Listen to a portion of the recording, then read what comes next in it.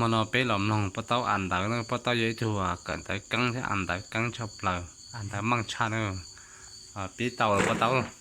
บทที่สามประหยัดเครื่องเฮียนให้ดี เมื่อเกิดจากใครสนเฮียมมาพอ เห็นตัวชอบ พอของเท่าอุดรได้ซื้อปืนเขียนสอดานแรกปากกาข้าวลูกพอเข้าห้องเฮียนได้หลายญาหนึ่ง ăn đó chó ăn đó chó เท่าอุดร ừ ผู้เป็นน้องข้าข้าวพอเมซื้อปืนซื้อสอห้าอีก เมื่อพอเมกว้างเบิ้งจึงแถมเบิ้งอ่านเบิ้งเปื้อนแรกค่ะจกบ่มีหน้าปกปื้นเขียนแตก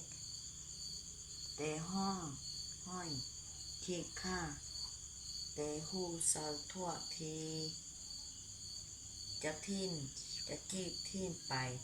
ไหลเบาโซดามก็อู้เฮียนบ่มีห้อยห้อง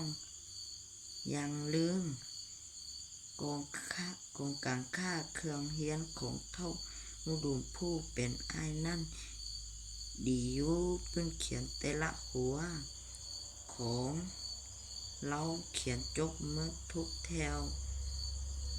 ห่างเป็นระเบียบปื้น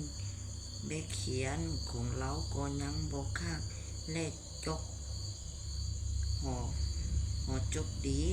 สอดานเลขปากกาเราบ่เคยเอาไปเขียมหรือแตนเล่นอย่างสักสาย